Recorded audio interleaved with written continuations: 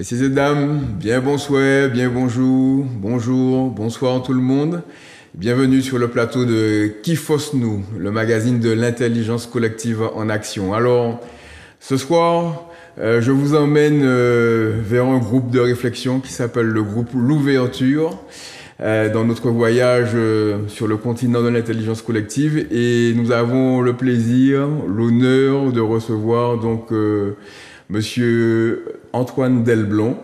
Oui, bonsoir. Bonsoir aux téléspectateurs. Bonsoir Olivier. Très bien, bonsoir, bonsoir. Et puis Monsieur Pierre Pastel. Bonsoir, merci d'être avec vous et puis merci pour cette invitation. Voilà, très bien. Donc avec vous, on va découvrir l'ouverture et avant tout, je dois faire une déclaration d'intérêt pour vous dire que je suis aussi membre de ce groupe de réflexion qui s'appelle l'ouverture. Et comme la transparence est une des valeurs clés du fonctionnement de ce groupe-là, il est important que vous le sachiez, chers téléspectateurs et chères téléspectatrices.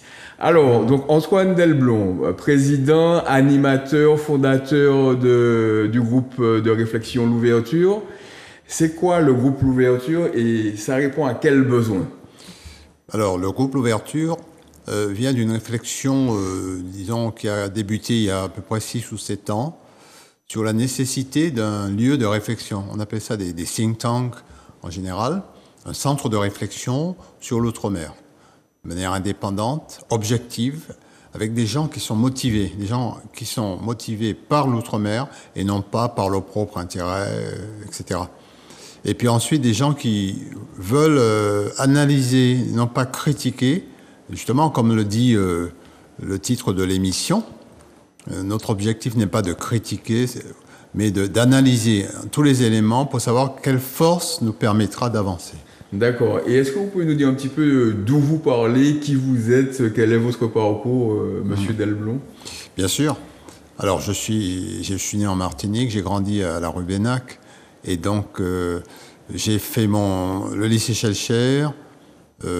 Ensuite, à l'époque, j'ai commencé des études de droit à Tartanson, puis à la Sorbonne. C'est ça. Voilà, à Vizioz à l'époque. J'ai connu des gens de très grande qualité, des professeurs comme M. Saint-Cyr, il y avait Maître Germain qui est décédé, tout ça, des locaux, Madame Roussy, etc., qui m'ont vraiment donné le goût du droit. Et puis après, j'ai poursuivi à Paris 1. J'ai rencontré des sommités juridiques qui m'ont encore une fois poussé, parce que moi je suis issu des couches populaires de Fort-de-France. Et puis après j'ai passé l'agrégation, qui est l'un des concours les plus difficiles de l'enseignement supérieur français, pour devenir professeur des facultés de droit. D'accord, donc vous avez enseigné notamment en fin de carrière donc à Nantes et vous êtes maintenant aujourd'hui professeur émérite. Voilà, alors soyons clairs, professeur émérite, ça veut pas dire que ce soit quelqu'un qui soit au-dessus des autres. Professeur émérite, ça veut dire que c'est quelqu'un qui a atteint la limite d'âge, oui, et qu'il demande, c'est pas accordé à tout le monde quand même, voilà, est-ce qu'il peut continuer à avoir un certain nombre d'activités? Et le président de mon université m'a dit, écoutez, Monsieur Delblond, pendant 5 ans, vous allez pouvoir continuer à enseigner, encadrer les travaux de recherche, compte tenu de ce que vous avez fait. D'accord, très bien. Merci, professeur Delblond. Alors, Pierre Pastel, si vous pouvez aussi vous présenter puis nous dire pourquoi vous avez adhéré à l'ouverture, qu'est-ce que vous y trouvez? Ah, bonjour. Alors, l'association Ouverture, c'est un groupe d'amis simples. Des gens qui ont une expérience professionnelle, peut-être en tant que chercheurs, enseignants, ou qui ont une pratique de la gestion de la chose publique, qui sont sur le terrain, qui travaillent dans des administrations, et qui ont une longue expérience et qui ont envie de partager cette expérience simplement avec un public large, sans jargon disciplinaire. Et c'est cette simplicité qui m'a plu, et puis convivialité aussi. C'est une des philosophies de cette association. On ne se prend pas au sérieux, mais nous essayons de faire sérieusement ce que nous sommes en train de faire ensemble, c'est de partager nos expériences entre nous et de faire en sorte qu'un plus grand public puisse en bénéficier. C'est ça notre philosophie. Et voilà, donc je m'y sens bien. Et puis j'avais besoin d'avoir un groupe dans cette idée-là pour poursuivre mes réflexions. Donc, Voilà. le professeur Delblond a un profil de juriste. Vous avez un profil plutôt de sociologue, mais vous êtes aussi enseignant, je crois. Voilà, donc sociologue, j'ai enseigné à Paris 8 pendant une trentaine d'années, 32 ans à peu près. J'ai aussi enseigné d'autres disciplines, par exemple la psychosociologie des groupes ou le management. Et je suis aussi un soignant, un accompagnant. Je suis un psychothérapeute et aussi un addictologue. Donc ça me donne une vision, quand je pose une analyse, large sur des domaines précis sur lesquels je travaille. La version sociologique, oui, et puis la capacité d'écouter, d'entendre et surtout d'avoir les conclusions de des conversations que je peux avoir en tête à tête. Donc tout ça donne des résultats assez spécifiques dans l'analyse que je pose. D'accord, très Voilà. bien. Alors, l'ouverture, donc, c'est un club de réflexion qui réfléchit donc sur les réalités économiques, sociales, psychologiques, juridiques, institutionnelles des collectivités territoriales d'outre-mer. Mais concrètement, qu'est-ce que vous avez déjà fait? Alors, je vous répondrai très rapidement, mais je voulais dire que je suis assez sensible au fait d'intervenir sur Zouk TV. Ça correspond un peu à notre ADN. Pourquoi? Parce que, comme je le dis souvent, nous sommes un groupe discret. Pas secret, mais discret. C'est-à-dire que nous ne cherchons pas les feux de la rampe, nous ne cherchons pas à occuper l'espace public, mais plutôt à privilégier la qualité de la réflexion. Donc, pas de tapage. Nous travaillons sérieusement entre nous, une fois par mois. On se réunit. Alors, il y a parmi nous essentiellement des Martiniquais, mais pas que, puisque nous avons aussi des personnes venant d'autres communautés et même des métropolitains, entre guillemets. Donc, l'ouverture, c'est précisément cela, l'ouverture vers les autres, l'ouverture sur le monde. Alors, pour répondre très précisément à votre question, nous faisons un travail de réflexion scientifique, objectif, basé sur des faits. Donc, nous avons un gros travail d'analyse que nous approfondissons régulièrement. Et pour cela, nous avons mis en place 3 commissions internes. Une commission sur la continuité territoriale, une commission sur le vieillissement de la population, et puis la 3e commission sur les évolutions institutionnelles. Voilà. Et donc, ces commissions se réunissent très régulièrement. Je n'ai pas besoin de donner les noms, mais ce sont des gens qui sont des bons connaisseurs de ces questions-là. Et ceci étant dit, personne n'est exclu. Nous ne sommes pas un salon où on se réunit entre gens de bonne composition. Toute personne, quelle qu'elle soit, un ouvrier, un maçon, un conducteur de car, peut venir nous rejoindre. Soyons clairs là-dessus. Oui, donc c'est un groupe qui est ouvert. Et en termes de réalisation, moi je vois que donc, nous avons produit donc, des ouvrages. Vous pouvez nous parler de ces ouvrages-là? On va avoir des photos qui vont défiler. Oui. Les ouvrages collectifs. Absolument. Donc, effectivement, nous publions des ouvrages. Lorsque la réflexion a suffisamment mûri, au terme de ces réunions mensuelles, plus autre chose, on en reparlera. Donc, lorsque nous pensons que la réflexion a suffisamment mûri, à ce moment-là, effectivement, nous publions un ouvrage. Donc, c'est notre 2e ouvrage, comme vous pouvez le constater à l'écran. Donc, le premier ouvrage est paru en mars 2022, et tout de suite, nous nous sommes mis au travail. Le second ouvrage est paru en octobre 2023.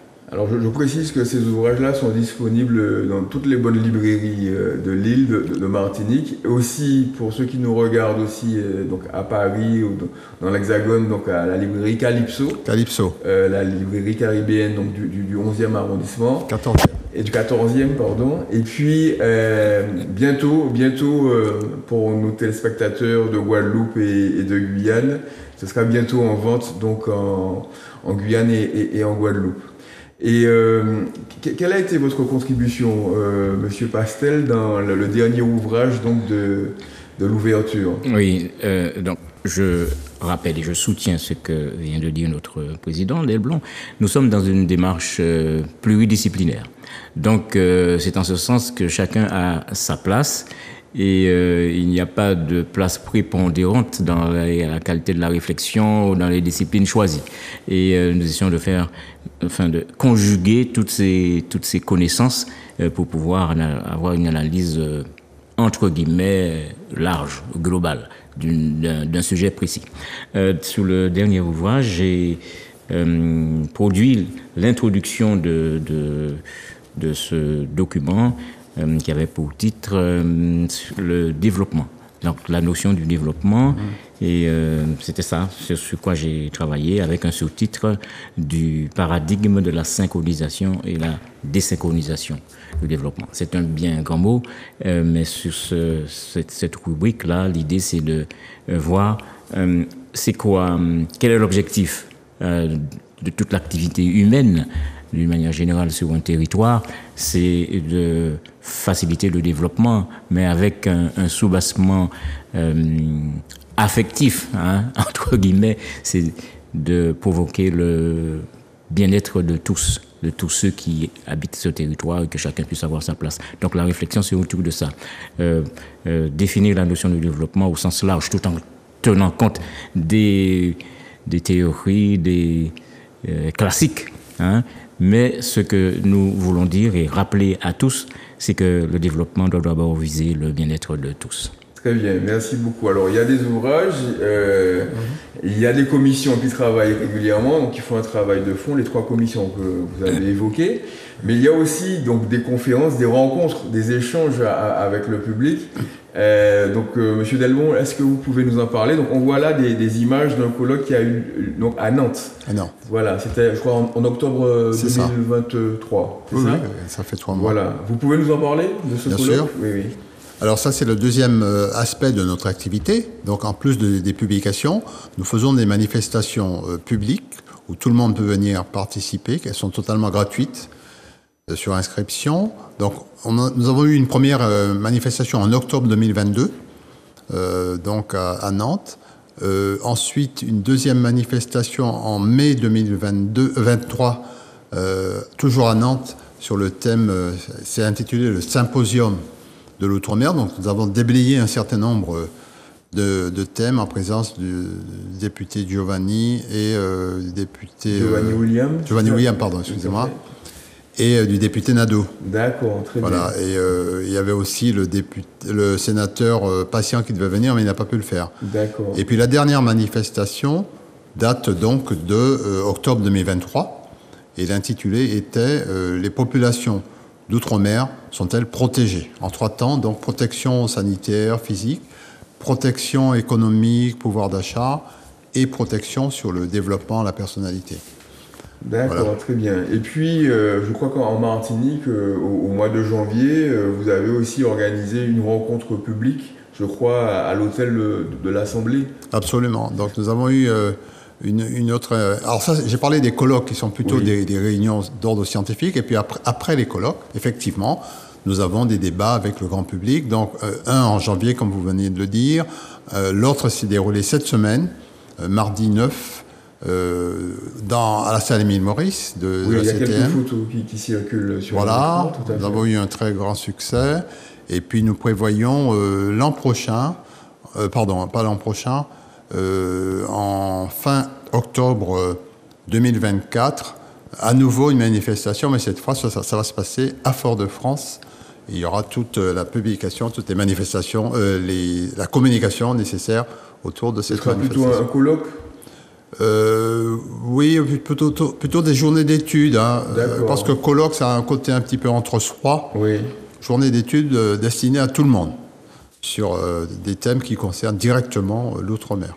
D'accord, très bien.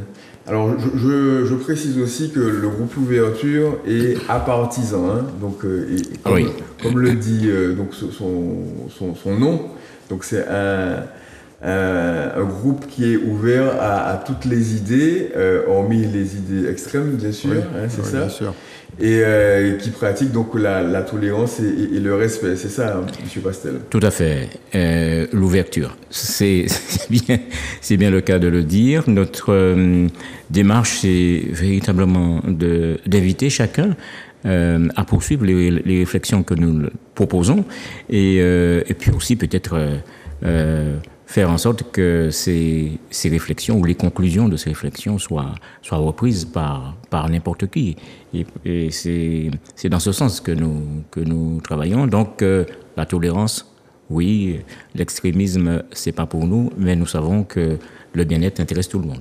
Très bien, merci beaucoup. Alors là, on a parlé un petit peu de l'ouverture, de ce que l'ouverture a réalisé, ou fait, ou projette de faire. Maintenant, je voudrais qu'on parle un peu de l'organisation interne, puisque vous êtes ici donc, sur le plateau de Kifosnou, le magazine de l'intelligence collective. Et moi, je voudrais avoir votre témoignage de justement comment, en fin de compte, sont prises les décisions, comment sont informés les membres donc de l'ouverture, et comment il est rendu compte justement de l'activité de l'ouverture. Et donc je voudrais que vous puissiez nous donner quelques précisions, et nous, professeur Delblond, et nous dire quelles sont les valeurs, les principes justement que vous avez souhaité partager avec le groupe de l'ouverture. Alors la réponse, je peux la faire à 3 niveaux si vous voulez. Allez-y. D'abord sur la constitution du groupe, ensuite sur son mode de fonctionnement dans la gouvernance, oui. Et puis après sur la convivialité, qui est quand même notre ADN. Tout à fait, tout à fait. Alors sur la constitution, nous avons donc, au bout d'un certain temps de rodage, d'échange, nous avons décidé de passer en statut d'association déclaré à la préfecture. Et donc à ce moment-là, nous avons des statuts comme tout le monde, mais j'ai ajouté un règlement intérieur. Un règlement intérieur qui pose un certain nombre de principes, des valeurs sur les valeurs que nous nous engageons à respecter au quotidien dans le fonctionnement du groupe. Et puis avant cela, il y a une charte. Ça, c'est exceptionnel. Enfin, c'est rare pour une association. Une charte dans laquelle nous déclinons des valeurs auxquelles nous adhérons. Et vous pouvez nous citer quelques valeurs clés, les piliers de l'ouverture? À commencer par l'idée que nous sommes ouverts au monde, que nous sommes attachés à défendre, c'est dans notre objet social, défendre les intérêts de la collectivité, assurer son développement, mais le faire dans une perspective d'ouverture sur le monde, de ne pas nous refermer sur nous. Il y a une autre valeur, c'est la valeur de tolérance. D'aborder les choses avec un minimum de recul, ne pas s'enfermer dans des chapelles. Une troisième, pour terminer, une troisième valeur, c'est la valeur justement de l'objectivité. Essayer à chaque fois que nous le pouvons de se documenter, d'analyser objectivement, d'apporter des éléments de référence, des faits à l'appui de ce que nous affirmons. Donc ça c'est la charte, et chaque personne qui souhaite adhérer au groupe signe son engagement. Alors c'est une charte, c'est pas une obligation juridique. L'obligation juridique, elle est dans les statuts. Mais la charte comporte une adhésion symbolique, éthique aux valeurs auxquelles nous adhérons. Après, donc, il y a les statuts et le règlement intérieur. Ensuite, sur la gouvernance. Alors, sur la gouvernance, nous sommes très soucieux, je pense que Pierre le confirmera, à une gouvernance en toute transparence, régularité, avec un haut degré de l'éthique vis-à-vis de l'objet qui est le nôtre. Notre objet, c'est de défendre les intérêts des Outre-mer, mais en même temps sur la manière de procéder. Donc j'ai rédigé une sorte d'acte de gouvernance, une déclaration de gouvernance dans laquelle que je décline, et dans cette déclaration, nous nous engageons, et moi en particulier en tant que président, à respecter tous les principes que je viens d'évoquer dans la charte. Et l'idée étant que je fasse un mandat, et ça c'est important pour moi, qui ne soit pas un mandat répétitif. Mon idée, c'est que parmi tous ceux qui constituent ce groupe, je puisse, dès que cela est possible, passer la main.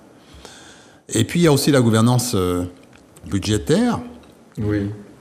Alors, bon, c'est vrai que j'ai enseigné les finances publiques, donc il y a ce qu'on appelle la loi d'orientation sur les finances publiques, sur les lois de finances. Donc, j'ai tout simplement repris ces principes-là, c'est-à-dire la justification au premier euro. Et là, tous les membres du groupe vous le confirmeront. Il n'y a pas un centime qui est dépensé sans qu'au préalable, le secrétaire et le trésorier soient informés. Je demande leur avis. D'accord.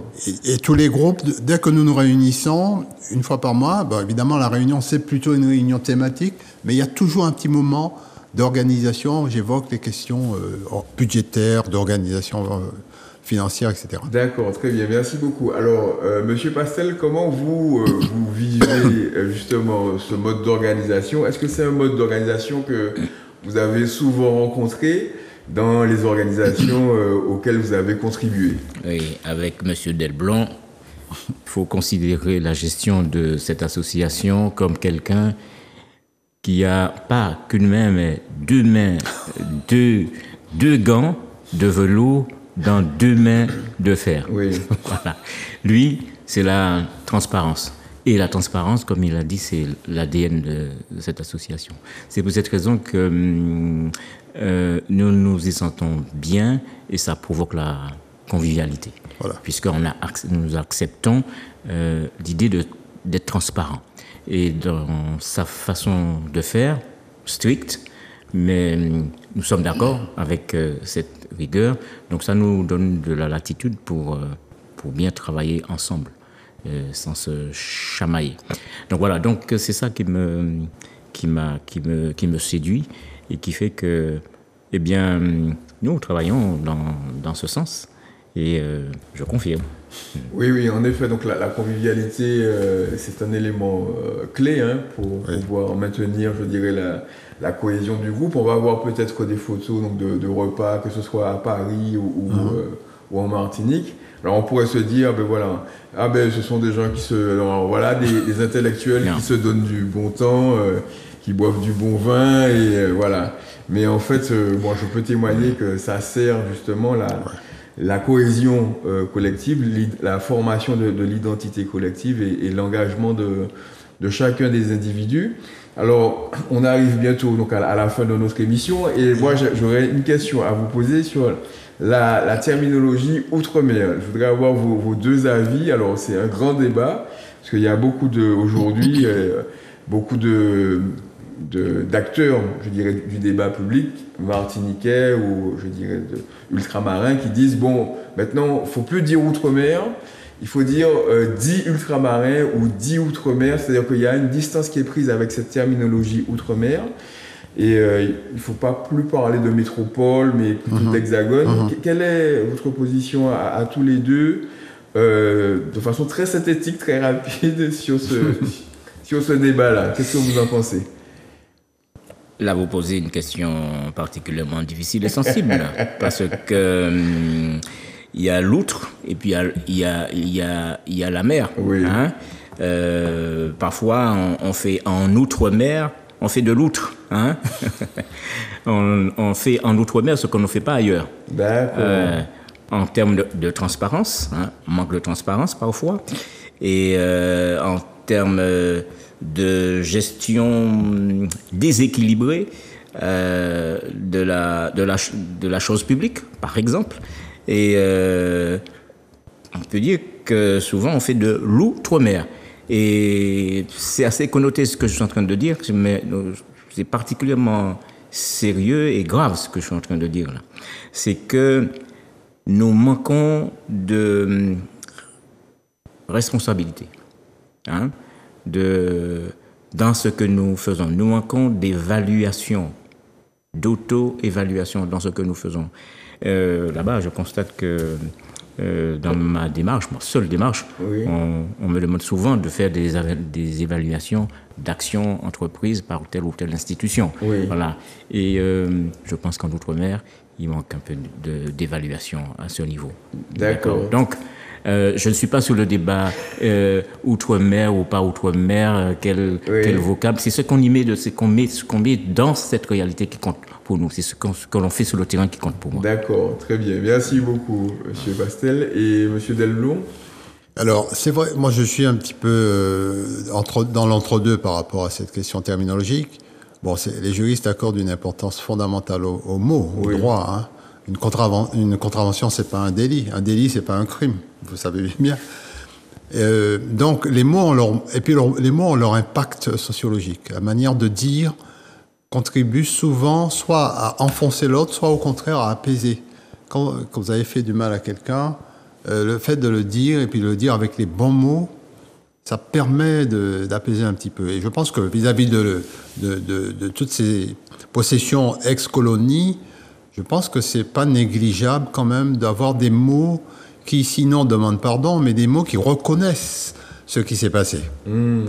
Et donc, oui, il faut trouver le bon terme. Mais il y a une telle diversité de l'outre-mer que je ne sais pas quel serait le bon terme. Est-ce qu'il faut une référence géographique, sociologique? Saint-Pierre et Miquelon, ce sont plutôt des Blancs.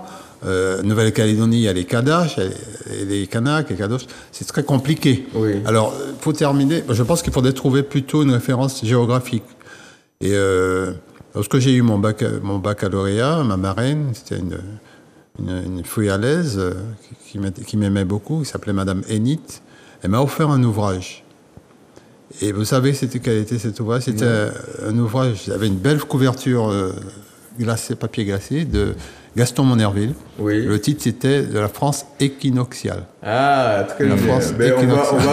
On va rester sur cette réflexion-là. Donc, merci à vous, Monsieur Delblond, merci, Monsieur Pastel. Et puis, merci à vous de votre attention. Et je vous donne rendez-vous pour un nouveau numéro de Kifos-nous, le magazine de l'intelligence collective en action, la semaine prochaine. Merci et à bientôt. Merci. Merci.